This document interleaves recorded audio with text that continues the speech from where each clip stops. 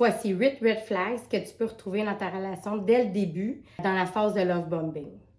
Numéro 1, tu es la femme de sa vie après seulement 3 jours. Trop d'intensité, ça va trop vite, il y a trop d'amour. C'est de la séduction de contrôle, ça. Numéro 2, il te texte constamment, matin, soir et nuit.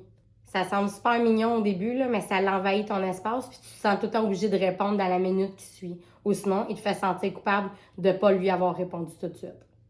Puis ça crée une dépendance émotionnelle. Ça crée aussi une dépendance à ton cellulaire. Fait que tu es tout le temps en train de checker si tu vas recevoir une notification, s'il te répond. Numéro 3, il est beau de compliments exagérés. T'es vraiment belle, t'es tellement parfaite. J'ai jamais connu quelqu'un d'autre comme toi.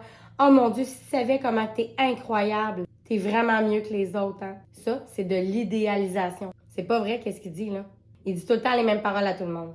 Numéro 4, il veut tout le temps te voir, tout le temps, tout de suite. Ça, il cherche à t'isoler de ton quotidien, de tes amis, de ta famille. Numéro 5, il te fait des promesses irréalistes. Il va te parler de mariage, il va te parler d'avoir des bébés, de vivre ensemble, vraiment trop vite, trop tôt dans la relation. Numéro 6, il t'offre des cadeaux vraiment trop gros. C'est très démesuré. Puis ça va vite créer un sentiment de dette, comme quoi que tu lui dois quelque chose parce qu'il vient de t'offrir quelque chose de vraiment gros, là. Ça va créer aussi un sentiment de reconnaissance envers lui. Un genre de piège doré. Cadeau empoisonné aussi. Numéro 7, il va dire que vous êtes voués pour être ensemble.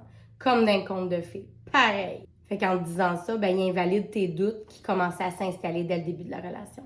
Puis il t'amène à croire, à espérer que vous deux, c'est pour toujours. Puis numéro 8, il semble parfait. Trop parfait. Il s'adapte à tout ce que t'aimes, il écoute la même musique que toi, il aime les mêmes films. Surtout, vous avez les mêmes blessures, la même enfance, le rejet, l'abandon, l'intimidation. Dans le fond, il est en train de se construire un masque pour s'infiltrer dans ta vie puis prendre le contrôle de toi. Je m'appelle Joanie Terrien, je suis coach professionnelle et j'accompagne des survivants, des survivantes, des victimes, des pervers et perverses narcissiques.